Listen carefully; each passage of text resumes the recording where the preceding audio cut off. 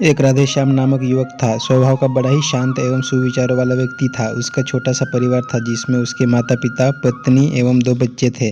सभी से वो बहुत प्यार करता था। इसके अलावा वो कृष्ण भक्त था और सभी पर दया भाव रखता था। जरूरतमंद की सेवा करता था, किसी को दुख नहीं देता था। उसके इन्हीं गुणों के कारण श्री कृष्ण उससे बहुत प्रसन्न थे और सदैव उसके साथ रहते थे। और राधेश्याम अपने कृष्ण को देख भी सकता था और बातें भी करता था। उसके बावजूद उसने कभी ईश्वर से कुछ नहीं मांगा।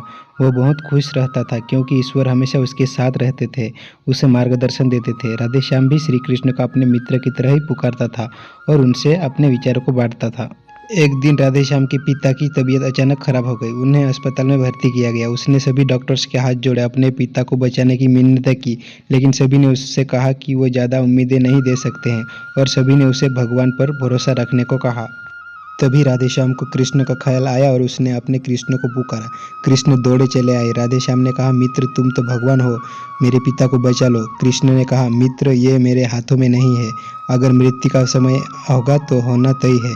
इस पर राधेश्याम नाराज हो गया और श्री कृष्ण से लड़ने लगा। गुस्से में उन्हें कोसने लगा। भगवान ने भी उसे बहुत समझाया पर उसने एक ना सुनी। तब भगवान श्री कृष्ण ने उससे कहा, मित्र मैं तुम्हारी मदद कर सकता हूँ, लेकिन इसके लिए तुम्हें एक कार्य करना होगा। राधेश्याम ने तुरंत पूछा, कैसा कार्य? कृष्ण ने कहा, तुम्हें किसी एक घर से मुट्ठी भर ज्वार लानी होगी और ध्यान रखना होगा कि उस परिवार में कभी किसी की मृत्यु न हुई हो। राधेश्याम झट से हाँ बोलकर तलाश में निकल गया। उसने कई दरवाजे खटखटाए। हर घर में ज्वार तो होती है, लेकिन ऐसा कोई नहीं होता है जिनके परिवार में किसी की भी मृत्यु न हुई हो। किसी का पिता, किसी का दादा, किसी का भाई, माँ, काकी, बहन। 2 दिन तक भटकने के बाद भी राधेश्याम को ऐसा एक भी घर नहीं मिला। तब से उसे इस बात का एहसास हुआ कि मृत्यु एक अटल सत्य है। इसका सामना सभी को करना होता है, इससे कोई भी नहीं भाग सकता। और वो अपने व्यवहार के लिए कृष्ण से क्षमा मांगता है और निर्णय लेता है जब तक उसके पिता जीवित है उसकी सेवा करेगा। थोड़े दिनों बाद राधेश्याम के पिता स्वर्ग सिधार जाते हैं। उसे दुख तो होता है, लेकिन ईश्वर की दी उस सीख के कारण उसका मन शांत रहता है। दोस्तों, इसी प्रकार हम सभी को इस सच को स्वीकार करना चाहिए कि मृत्यु एक अटल सत्य है। उसे नकारना मूर्खता है। दुख होता है, लेकिन उसमें फंस जाना गलत है, क्योंकि केवल आप ही उस दुख से पीड़ित नहीं है, अपितु संपूर्ण मानव जाति उस दुख से रूबरू होती ही है।